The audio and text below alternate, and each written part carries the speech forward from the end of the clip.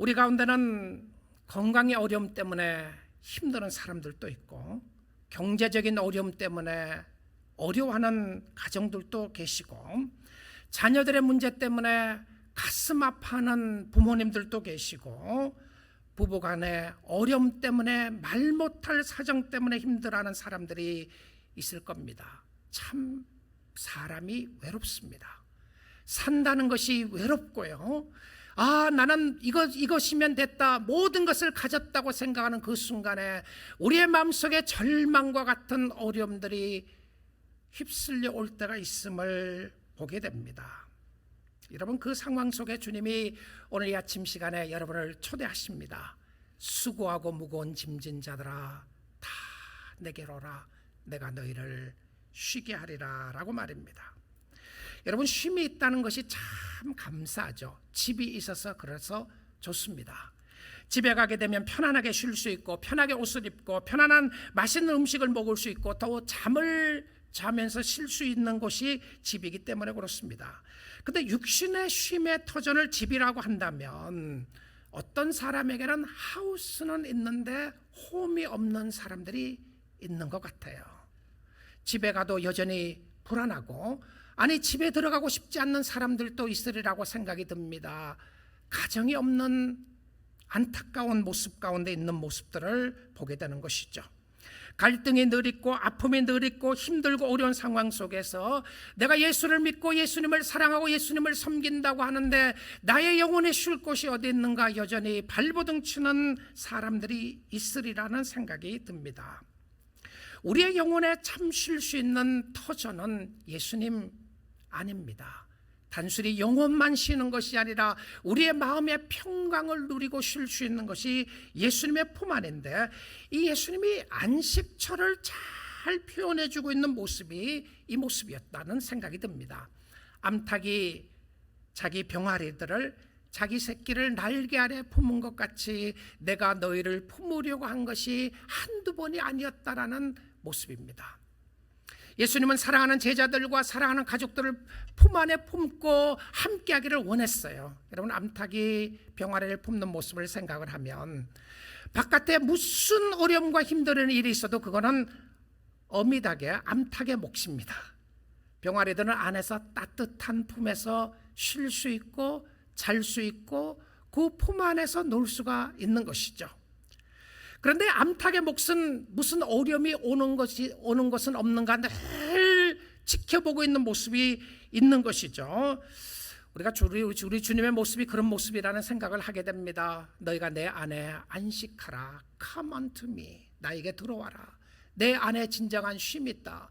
여러 가지 환난과 풍파와 어려움을 막을 수 있는 것은 내가 할 것이다. 너는 내 안에서 쉬라. 얼마나 주님의 초대가 감사한지요. 우리가 이 말씀은 잘 아는 말씀이에요. 마태복음 11장 28절을요. 그래서 때로는 우리가 성경 구절 한 구절을 잘 외우고 있으면 좋은데 전체 문맥을 잊어버리기가 쉽습니다. 이 전체 문맥을 봐야 예수님이 누구를 초대하시고 왜 사람들은 가지 않으며 초대를 받아서 간다는 것이 무엇인지를 볼 수 있게 되는데, 이 전체적인 배경의 모습은 바로 11장 25절부터 시작하고 있습니다. 근데 이 11장 25절은요, 이 말씀이 예수님이 기도하는 가운데 하셨다는 것을 보게 됩니다. 예수님이 하나님 앞에 기도를 하게 되는데 25절에 무슨 기도를 하시느냐 하면 예수님이 이런 기도를 하십니다. 그때 예수께서 대답하여 이르시되 천지의 주제이신 아버지여. 자, 천지의 창조자가 되시고 주관자가 되시는 아버지 하나님이죠. 하나님 앞에 기도하는 거예요. 기도하면서 이렇게 이야기를 합니다. 이것을 지혜롭고 슬기있는 자들에게는 숨기시고, 이것이 무엇인가, 무엇을 숨겼다는 거예요. 그럼 그 위에 문맥을 보셔야 되는 거죠. 이것이 무엇인지. 근데 그 위에 문맥을 보게 되면 이것은 구원이었습니다. 구원의 비밀이었어요. 자, 이 구원의 비밀을 어떤 사람들에게는 숨기고 어떤 사람에게는 나타내 주시는 거예요. 이 말씀이 기도 가운데 하시는 거라고 그랬죠. 그리고 기도하신 이후에 말씀을 하시는데요. 하나님 앞에 기도를 하면서 이것을 지혜롭고 슬기는 자들에는 숨기시고. 아니, 구원을 왜 지혜롭고 슬기는 자들이 숨겨요? 그렇지 않아요? 우리가 잠언서를 보게 되면 슬기롭고 지혜로운 자는 늘 좋은 의미로 사용했어요. 그리고 슬기로운 다섯 처녀에 대한 이야기도 알게 되고, 지혜를 가지는 것은 하나님을 아는 것이고 지혜에 대해서 좋은 것으로 생각했는데, 여기 보니까 지혜롭고 슬기 있는 자들에게는 복음의 비밀을 숨겨놨다고 이렇게 이야기해요. 자, 예수님이 약간 표현을 바꿔서 설명한 겁니다. 무엇이었냐면, 여기에 예수님이 이야기하는 지혜롭고 슬기로운 자는 누구냐면 스스로 지혜롭고 슬기롭다고 생각하는 사람들입니다. 예수님이 이 상황 속에서 바리새인들과 사두개인들과 종교 지도자들과 이야기를 하는데, 예수님을 누가 만나지 못하는가?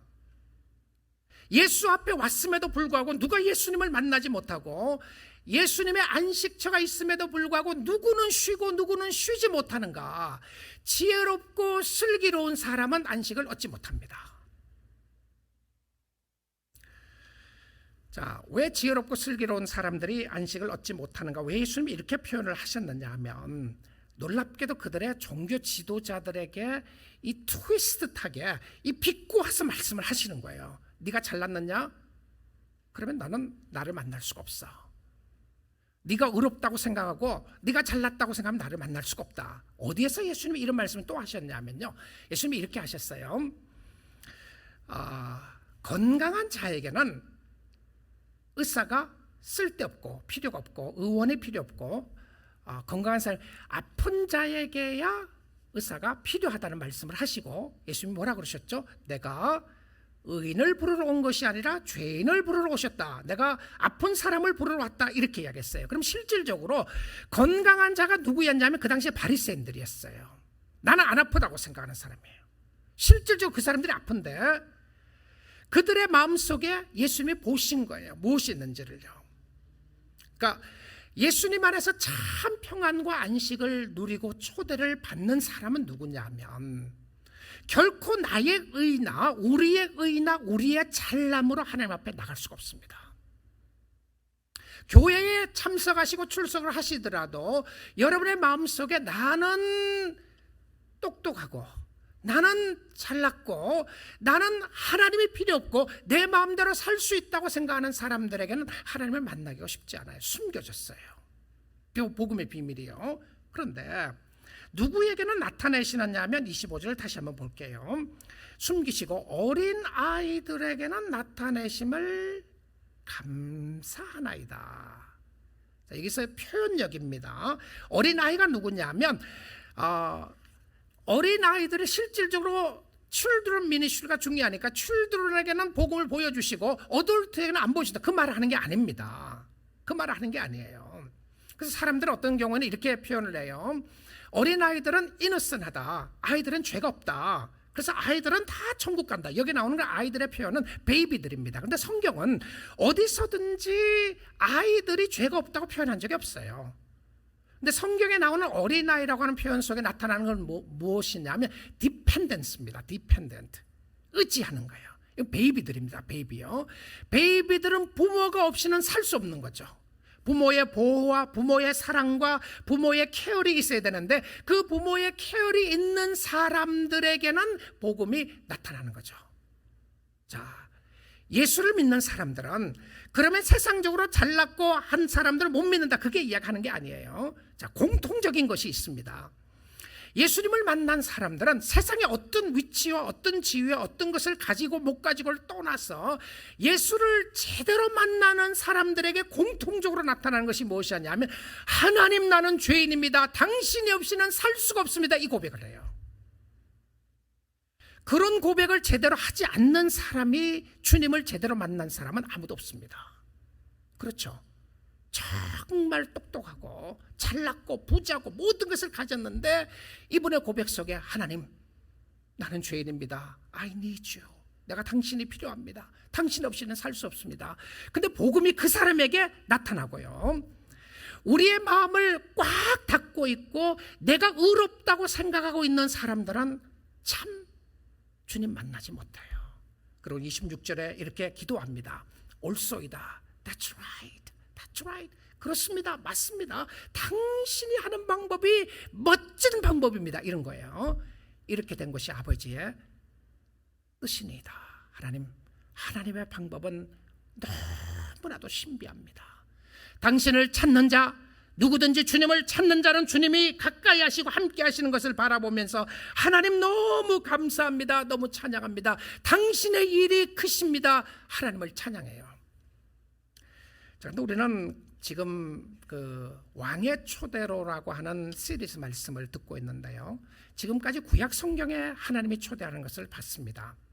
그리고 신약 시대에 와서 신약 성경에 와서 복음서를 이렇게 쭉 묵상하면서 보는데 실질적으로 예수님이 초대하는 장면이 별로 없어요. 이 말씀 외에는 제대로 오라고 하는 장면을 제가 잘 찾지를 못하겠어요.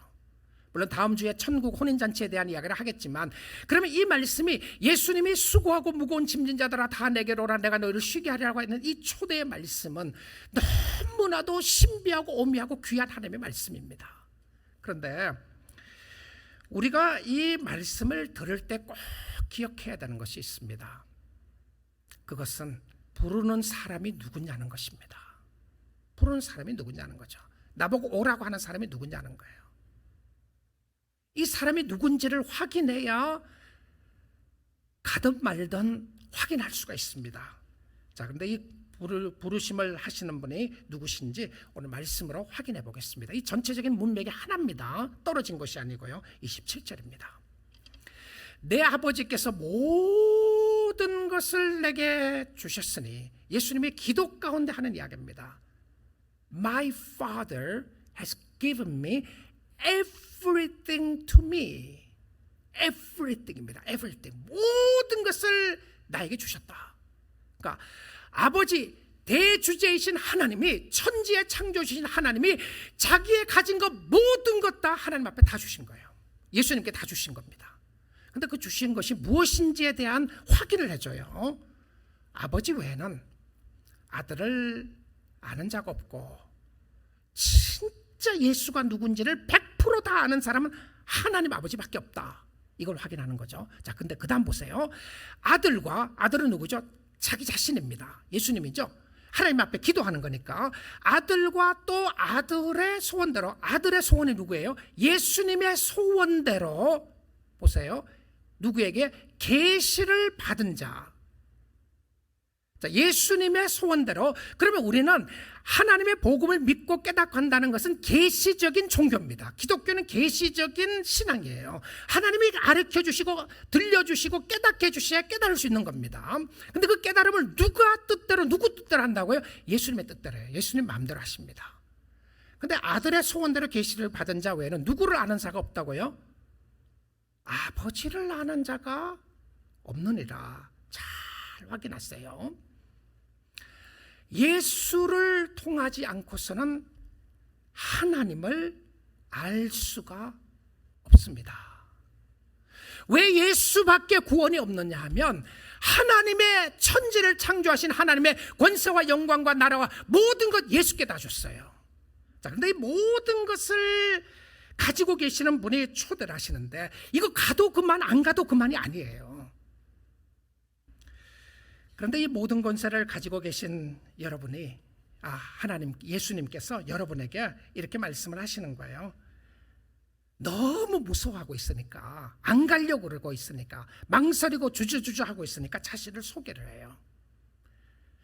여러분, 수고하고 무거운 짐진 자들아 다 내게로 오라라고 이야기를 하고 나서 바로 자기 자신을 소개합니다. 미리 소개한 게 아니에요. 근데 예수님이 자기 자신을 소개하면서 어떻게 소개하는지 11장 29절을 보겠습니다. 나는 마음이 온유하고 겸손하니. 저는 예수님이 자기 자신을 계시하는 것 중에서 죄인들을 부르러 오신 예수님이 우리를 향하여 쓰신 가장 아름다운 표현 중에 하나라고 생각이 듭니다. 이 말씀이 I am gentle and humble. I am meek and humble. 나는 마음이 온유하고 겸손하다. 여러분, 모든 것을 다 가지고 계신 분이, 우리의 잘못을 다 알고 있는 분이, 내가 그 하나님 앞에 가면 죽을 수밖에 없다는 것을 알고 있는 사람이, 나는 내 마음속에 있는 죄악들을 알게 됩니다. 다른 사람이 보고도 짓는 죄가 있지만, 다른 사람이 보지 않는 가운데서도 내가 하나님 앞에 내가 스스로 알고 있는 나의 죄가 있잖아요. 나의 죄성이 있는 거죠. 내가 누군지 내가 잘 아는데 하나님이 나를 오늘 오라고 자꾸 하는 거예요. 나가고 싶지 않는 거예요. 혼날까 봐 싫은 거예요. 그런데 하나님은 또 뭐라 그러냐면, 너 지난주에도 안 오더니 왜 또 안 오냐, 오라고 또 부르시는 거예요. 얼마나 무서워요. 가고 싶겠어요? 자꾸 하나님을 멀리하고 싶은 마음이 드는 거죠. 죄는 하나님을 푸시아웃합니다. 밀어내요. 자꾸 밀어내요. 우리의 심령 속에 하나님 앞에 가까이 가지 못하도록 하는데, 근데 하나님이 자신을 소개하시면서 예수 그리스도가 나는 마음이 온유하고 겸손하다. 여러분, 예수님이 온유하고 겸손하다라고 이야기를 하면 우리가 주님 앞에 가야 되겠죠. 그렇죠? 주님이 우리를 부르시고 우리와 함께 하시면서 지금 저와 여러분에게는 온유하고 겸손하게 부르십니다. Come unto me. 나에게 와라. 너 많이 힘들지? 너 많이 외롭고 힘들고 무거운 짐을 가지고 있잖아. 나에게 와라. 자, 이 계시의 말씀을 하시고 난 이후에 우리가 28절을 다시 보아야 합니다. 그러면 도대체 수고하고 무거운 짐을 진 자는 누구인가라고 하는 이 질문을 가지고 보아야 합니다. 수고하고 무거운 짐진 자는 세상을 살아가면서 힘들고 어렵게 사는 사람이라고 말할 수 있어요. 수고하고 무거운 짐진 자는 병든 자리라고 이야기할 수 있고요. 수고하고 무거운 짐진 자들은 인생살이가 고달픈 사람이라고 말할 수 있습니다. 전적으로 틀린 것은 아닙니다. 그런데 이 만약에 예수님이 수고하고 무거운 짐의 모습을 세상적인 것으로만 해석을 했다면, 세상적인 문제를 다른 방법으로 해결할 수 있으면 예수 필요 없잖아요. 맞죠? 내가 수고하고 무거운 짐이 나의 건강의 문제인데, 나는 이 건강의 문제 때문에 너무 지치고 힘들고 어려워서 이 문제를 해결할 길이 있어서 의사를 찾아갔더니 해결할 길이 있다고 이야기하는 거예요. 아니면 하나님 앞에 기도했더니 해결을 해줬어요. 그럼 하나님 필요 없잖아요. 그래서 헤르만 리들바우스라고 하는 화랑계 신학자가 마태복음 여기에 관한 주석을 쓰면서, 제가 이 주석을 보면서 여러분들에게 좀 이 내용을 좀 소개해 드리기를 원합니다. 그분은 이렇게 이야기를 합니다. 고대 유대주의의 구원 교리에 따르면 하나님께서는 계속 각 사람의 죄와 선행을 기록하신다고 한다. 유대인의 전통뿐만이 아니라 실질적으로 하나님이 우리의 죄와 선의 모습을 하나님이 다 기록하시고 아시는 거죠. 지워주시니까 우리에게는. 그런데 죄의 숫자가 선행의 숫자보다 하나라도 많으면 그 사람은 구원을 받지 못한다. 얼마나 불안해요. 그러니까 착한 일을 51개라도 해야 되는데 나쁜 거를 49개라도 해야지 내가 구원을 받을 수 있는데, 내가 이거 착한 일을 잘 못했으면 내가 구원 못 받는 거죠. 그래서 실질적으로 유대교의 지도자들이, 바리새인들이 이런 자기네들 법을 많이 만들었어요. 근데 그런 법들을 만들어 놓고 쉽게 선행을 할 수 있도록 많이 권장을 했습니다. 다른 이야기를 하면, 교회에 와서 봉사하는 것은 포인트 10점 주겠다. 이것 하면 10점 주고, 이것 하면 20점 주고, 그런데 또 죄를 짓게 되면 마이너스 10점이고, 이런 식으로 계산을 한 거예요. 자, 그러면 얼마나 힘들고 어려웠겠어요. 그런데 놀라운 것은, 계속해서 이야기합니다. 놀라운 것은 아무도 자기의 기록이 어떠한지 알 수는 없었다. 얼마나 불안해요. 내 기록이 지금 몇 점인지 모르는 거예요. 그러므로 모든 사람들은 그 책에 가능한 한 많은 선행을 기록해 두라는 충고를 받았던 것이다. 그러니까 열심히 선행을 하라고 계속 가르친 거죠. 그러나 그러한 율법을 성취하려는 집요한 노력은 마음의 평강을 주지 못했다. 여러분, 열심히 하면 피곤합니다. 내가 열정적으로 뭔가를 이루려고 그러는데 못 이루면 피곤해요. 근데 이뤄놓으면 교만합니다. 그렇죠? 그러니까 신앙생활에 대한 제대로 하나님의 은혜를 알지 못하는 것이죠. 구원은 자기가 얻어야만 되는 것이며, 그렇기 때문에 그가 행한 선행의 수에 모든 관심을 기울이라고 가르치는 종교는 어느 것이 되든지 그 신자들을 수고하고 무거운 짐을 지게 만든다. 자꾸 짐을 더해주는 거예요. 예수를 믿으려면 이래야 된다. 예수를 제대로 만나면 이거 해야 된다. 저거 해야 된다. 자꾸 이러니까 무거운 짐만 가득 지고 있는 거예요. 우리를 짓누르는 죄의 짐이 있습니다. 걱정, 근심, 좌절, 비난, 정죄, 짐을 지고 있으니까 우리가 쉴 수가 없어요. 우리의 영혼이 쉴 수가 없습니다. 주님 앞에 나왔는데 쉴 수가 없어요. 여러분, 조용히 주님 앞으로 나아가셔서 주님을 보셔야 합니다. 여러분의 짐을 지고 가시는 예수 그리스도를 보셔야 돼요. 이 무거운 짐을 지고 가는 자들에게 오라고만 하지 않고 시편 68편 19절에 이렇게 이야기를 합니다. 날마다 every day, daily, 날마다 우리 짐을 지시는 주. 여러분, 나는 내가 죄의 짐을 지고 간다고 생각했는데 나의 죄악된 짐을 지고 가시는 분이 다른 분이 계셨어요. 주님이셨습니다. 날마다 우리 짐을 지시는 주 곧 우리의 구원이신 하나님을 찬송할지로다. 여러분, 죄악된 짐은 예수가 지셨습니다. 우리는 그 안에서 안식을 누리면 되고 평안을 누리면 된다는 것이죠. 죄로부터 오는 정죄와 비난으로부터 다 우리는 자유로울 수 있습니다. 여러분이 어떠한 죄를 지었다고 할지라도 여러분의 마음이 얼마나 무거운 요소로 힘들고 어려워한다고 할지라도 오늘 예수 그리스도께 나아가 그리스도를 바라보고 그리스도를 의지하면 그 모든 짐을 내려놓게 하시는 분은 살아계신 예수 그리스도인 줄 믿습니다. 주님 앞으로 나오세요. 주님 앞으로 가자고요. 자, 우리는 쉼을 얻기 위해서 예수님의 초대를 하셨습니다. 자, 그러면 이렇게 생각해요. 사람들이요, 예수님이 초대를 하셨으니까 수고하고 무거운 짐진 자들아 다 내게로 오라 내가 너희를 쉬게 하리라는 말씀이 너무 감동이 된다는 거죠. 그리고는 아무것도 안 해요. 그 말씀 너무 좋아요. 나는 계속 읽고 있어요. 외우고 있어요. 나도 오라 그러는데 너무 감사해요. 그리고는 안 가는 거예요. 진짜 마음의 쉼이 어디 있는지 계속해서 연결되는 말씀입니다. 한번 보도록 하죠. 예수님께 가면 어떤 역사가 있게 되는지를 보는 것인데요. 자, 우리가 마음의 쉼을 얻는다고 하는 것은 쉼은 아무것도 안 하는 것을 이야기하지 않습니다. 우리가 착각하고 있어요. 내가 예수 안에 쉰다고 하는 의미를 예수 안에서 아무것도 안 하는 것으로 생각해요. 하나님이 천지를 6일 동안 창조하셨습니다. 그리고 7일째 되는 날에는 뭘 하셨습니까? 쉬셨습니다. 그럼 8일째 되는 날은 무엇을 하셨죠? 첫째 날로 다시 빛을 창조하셨습니까? 9일째 되는 날에는 두 번째 날로 다른 걸 다시 창조하셨나요? 하나님은 천지를 6일 동안 창조하시고 7일째부터 계속해서 쉬셨습니다. 그러면 쉬셨다는 의미는 하나님은 쉰다고 하는 안식에 들어가셨다는 표현을, 그 안식을 아무것도 하지 않았던 걸로 생각하는 사람은 아무도 없었습니다. 유대인들에게도 하나님은 일을 하시고 계신다고 생각하셨어요. 진정한 안식은 진정한 일을 찾는 겁니다. 자, 놀랍게도 우리가 영적으로도 하나님 안에서 쉰다 그러면 아무것도 안 하는 것으로 생각해요. 나 아무것도 안 해도 되는 줄 알아요. 내 예수 믿었잖아요. 그걸로 됐죠. 오라 그러니까 갈게요. 쉬라 그러니까 갈게요. 이렇게 생각합니다. 연결되는 말씀을 한번 보도록 하겠습니다. 29절이에요. 나는 마음이 온유하고 겸손하니 예수님의 초대라고 그러셨죠. 나의 멍에를 메고. 자, 쉬는 것에서 두 가지를 해야 합니다. 첫째는 예수님의 멍에를 메는 것이고요.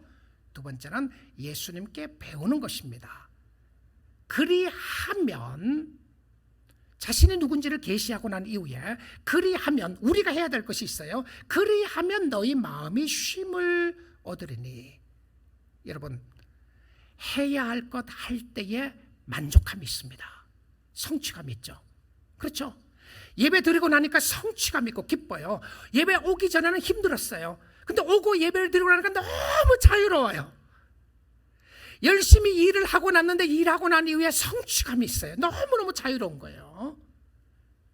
주님 앞에 나갈 때에 주님의 멍에는 구속이나 압박이 아니고 정죄가 아니었습니다. 주님의 멍에는 살리는 것이었고요. 예수님의 가르침은 자유를 주었습니다. 예수님께 공부를 해야 하는 것입니다. 진정한 쉼은 배우고 실천하는 것이었습니다. 주님을 알고 주님의 말씀의 계명에 순종하는 것이 참 안식을 줘요. 주의 뜻대로 사는 사람들이 주님, 내가 주님 뜻대로 살 수 있으니까 영광입니다, 이렇게 생각합니다. 내가 주님의 뜻대로 섬기니까 너무 기쁘다, 이렇게 생각해요. 그런데 육체적으로는 힘들 수가 있어요.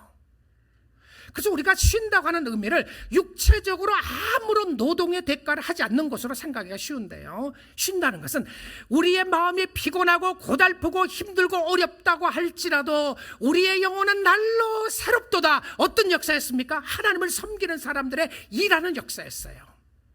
예수님이 지금 뭘 하고 계신다고요? 아무것도 안 하고 계시는 것이 아니라 예수님은 오늘도 저와 여러분을 위해서 기도하고 있습니다. 예수님은 오늘도 구원의 역사를 이루시고 계시고요, 예수님은 오늘도 재창조의 역사를 이루시고 계시는 거예요. 너의 진정한 쉼은 나에게서 배우는 것이다. 내 말에 순종하는 것이다. 진정한 쉼은 예배드리는 겁니다. 진정한 쉼은 기도하는 겁니다. 진정한 쉼은 섬기는 겁니다. 섬김 안에 쉼이 있어요. 우리는 배워야 합니다. 무엇을 배워야 한다고요? 짐을 지는 방법을 배워야 돼요. 세상 짐을 내려놓고 주님의 짐을 지는 방법을 배워야 합니다. 나 교회 안 가고 교회 일 하나도 안 하고 봉사 아무것도 안 하고 예배도 안 드리니까 내가 너무 좋더라. 그거 착각합니다. 진짜 예수 닮은 사람 그렇게 고백 안 합니다. 그렇게 고백 안 해요. 주의 뜻대로 사는 것이 얼마나 행복한지요. 우리 사랑하는 교우 여러분, 여러분의 무거운 짐을 가지고 주 예수께로 나오십시오. 예수님께 배우세요. 예수님의 멍에를 메시고요, 주의 뜻대로 살려고 노력하시고 주님 안에서 안식을 찾을 수 있기를 원합니다. 주님을 떠나는 순간 여러분의 육신적으로 편할지 몰라도 여러분의 마음은 쉴 수가 없습니다. 주의 뜻에 순종하고 주님을 섬기는 마음에 평안과 안식이 있어요. 얼마나 힘드세요. 겉으로는 웃고 있을지 모르지만 여러분의 마음속에 절망적이고 낙심되는 마음을 주님이 아십니다. 그리고 이 아침 시간에 Come unto me, 나에게 와라. 너 수고하고 무거운 짐을 지고 있지 않느냐? 너 어린아이 같은 믿음이 있지 않느냐? 그 믿음 가지고 나에게 오면 내가 너희를 쉬게 하리라고 주님이 초대하시는데, 이렇게 위대하신 하나님, 천지를 창조하신 하나님, 그의 모든 오토리티를 예수께 주셔서 예수님이 오늘 이 아침 시간에 여러분을 초대하고 있습니다. 우리 모두 다 기쁜 마음으로, 감사하는 마음으로, 호통치지 아니하시고 나는 마음이 온유하다고 겸손하다고까지 이야기하시면서 간절한 심령으로 여러분을 초대하고 계시는 이 주님을 외면하지 마시고, 주님을 밀어내지 마시고 주님을 맞이하세요. 우리가 살 수 있는 길이고 여기에 안식과 평안이 있습니다. 여기에 주님의 은혜가 있고 주님의 축복이 있는데 기쁨과 감사함으로 주님을 섬기는 축복이 우리 모두에게 임할 수 있기를 주님의 이름으로 축복드립니다.